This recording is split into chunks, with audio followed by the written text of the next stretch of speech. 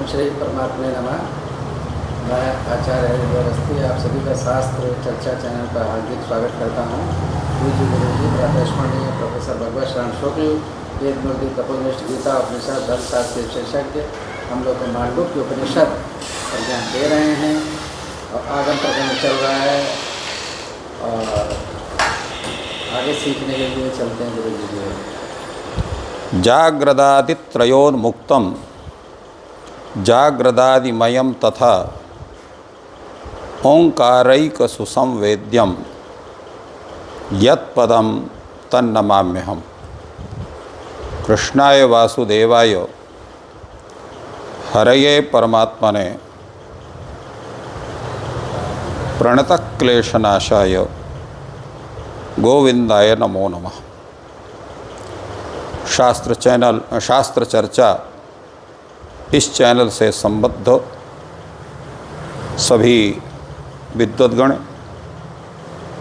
सभी जिज्ञासु छात्रवृंद, सहृदय सज्जन वृंद एवं इस चैनल के व्यवस्थापक आचार्य हरिहर अवस्थी जी, आप सभी का मांडुक्योपनिषद के विचार परंपरा में स्वागत है। वर्तमान में हम लोग मांडुक्योपनिषद के आगम प्रकरण के ओंकार विषयक विचार पर चर्चा कर रहे हैं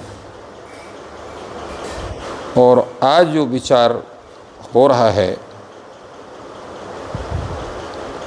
उस पर यह है कि जब व्यक्ति अपने चित्त में उस ओंकार को समाहित कर लेता है तो उस पुरुष को किसी से भय नहीं होता है।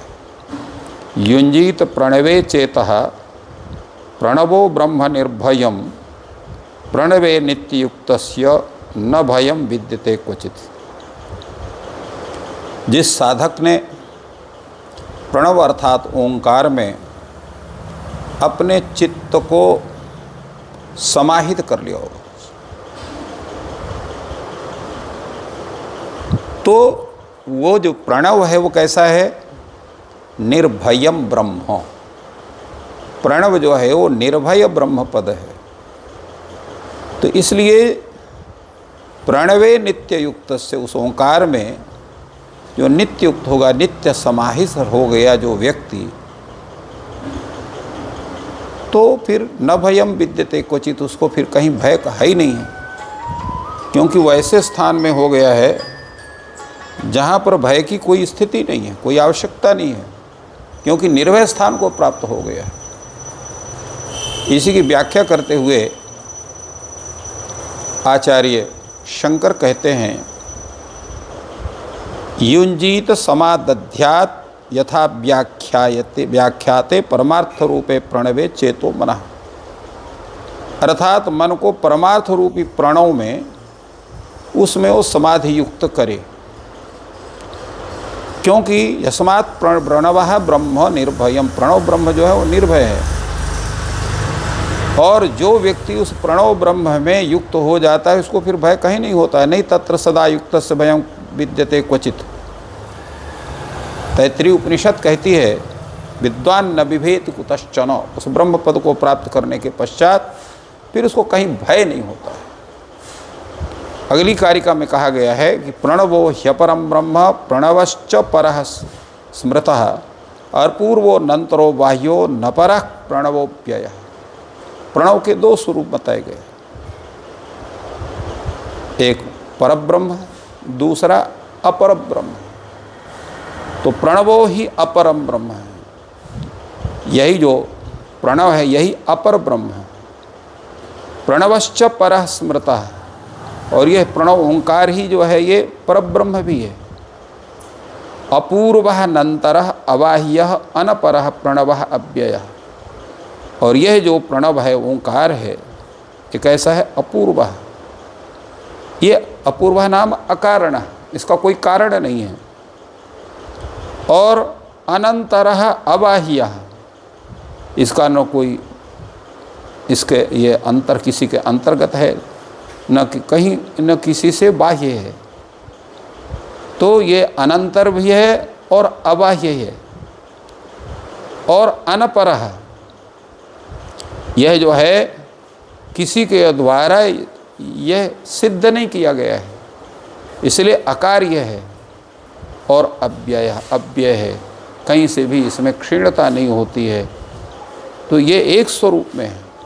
तो ये परापर जो ब्रह्म है प्रणव रूप, ये परमार्थतः जो क्षीण मात्रा पाद हैं, उन क्षीण मात्रा पादों में ये पर ही आत्मा ब्रह्म कहा गया है। और इसका चूँकि कोई कारण नहीं है तो इसलिए ये अकारण है, अकार्य है, न किसी के अंतर्गत है, न किसी से ये बाह्य है। नास्यंतरम भिन्न जातीयम किंचित विद्यते, इसके अंदर भी कुछ भिन्न जाति नहीं है। तथा बाह्यम अन्यत्र विद्यते इति अबाह्य, ये बाहर भी कहीं नहीं है इसलिए ये अबाह्य भी है। अपरम कार्यम यस्य न विद्यते, इसका कोई भी कार्य नहीं है, इसलिए अकार्य भी है। तो इस तरह से यह बाह्यभ्यंतरः अजः सैंधव घनवत, यह प्रज्ञान घन स्वरूप यह ब्रह्म है, ओंकार रूप। सर्वस्य प्रणमो ह्यादिर मध्यम अंतस्तथैव च एवं ही प्रणयम ज्ञात्वा विष्णुते तदनंतरम। ये प्रणव कैसा है? सर्वस्य आदि ही प्रणव है। जितना भी ये संसार है या ब्रह्मांड है, यह प्रणव सबका आदि भी है, सबका मध्य भी है और सबका अंत भी है। तो इस प्रकार जो परब्रह्म रूप प्रणव को आदि मध्य अंत से रहित और जो सबका आदि भी है, सबका मध्य भी है, सबका अंत भी है, इस तरह से जो उसको जानता है, तो उसको जानने के पश्चात एवं प्रणयम ज्ञात्वा व्यश्नुते तदनंतरम, उसके जो है उसके तद्रूपता को प्राप्त करता था, ब्रह्म भाव को प्राप्त करता है। इस कारिका की व्याख्या करते हुए आचार्य शंकर कहते हैं कि आदि मध्यांता उत्पत्ति स्थिति प्रलया सर्वस्य, जितने भी संसार में जगत में जितने भी वस्तु हैं उनका उत्पत्ति होती है, उनकी स्थिति होती है, प्रलय होता है। तो उन सब का जो है ये आदिभूत है। माया हस्ति रज्जु सर्प मृग तृष्णिका स्वप्नादिवत उत्पद्यमान से वियदादि प्रपंच यथा माया व्यादय। ये माया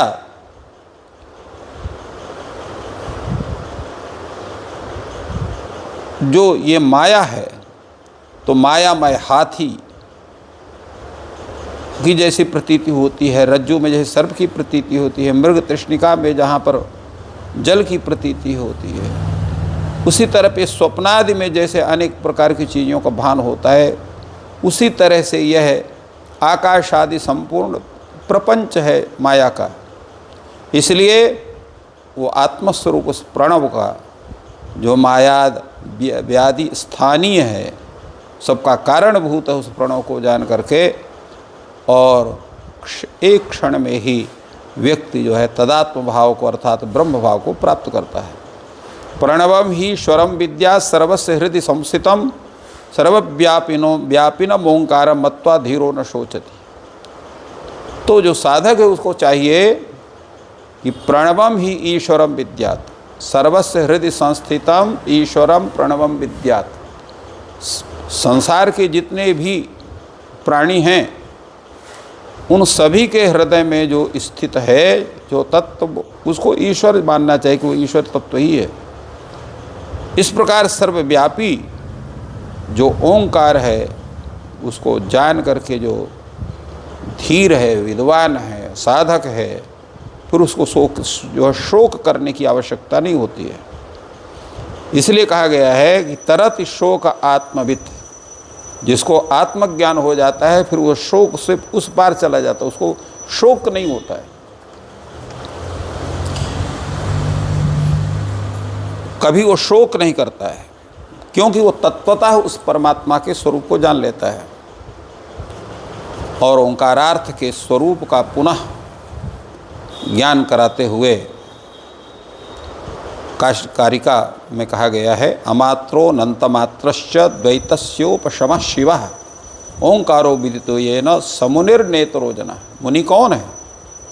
अमात्रः अनंत मात्रश्च, जो परमात्मा कैसा है, मात्राहीन, कोई मात्रा उसकी नहीं है, और अनंत मात्रश्च, उसकी अनंत मात्राएं हैं जिनका कुछ पता नहीं कितनी मात्राएं हो सकती हैं। द्वैतस्य उपशमः, जहाँ द्वैत ये संसार है उसका उपशम हो जाता है, वह शांत हो जाता है, उसी में लीन हो जाता है।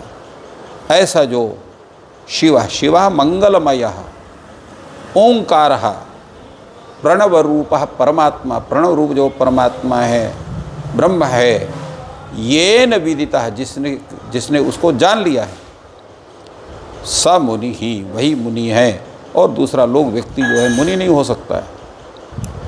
तो ये अमात्र ब्रह्म कौन है? तो अमात्र है, अमात्रः तुरीयः ओंकारः, तुरीय जो ओंकार है वही अमात्र है,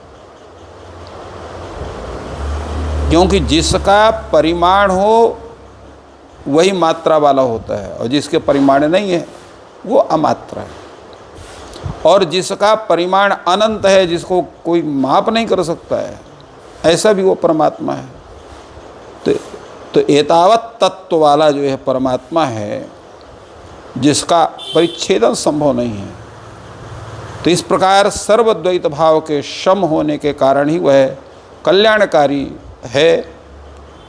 तो इस प्रकार इस ओंकार का जिसकी व्याख्या की गई है, जो जानता है वही परमार्थतः जो उस तत्व का मनन करने के कारण वो मुनि है, क्योंकि मननात् मुनिर्भवति, जो मनन करता वही मुनि होता। तो परमार्थ तत्व का मनन करने वाला ही मुनि है, दूसरा कोई केवल सामान्य शास्त्रवेत्ता जो है वो मुनि नहीं हो सकता है। तो इस तरह से तुरीय ब्रह्म के रूप में जो अमात्र अनंत मात्र रूप जो ओम प्रणव रूप जो ब्रह्म है, उसके ज्ञान करने के विषय में इसमें चर्चा हुई।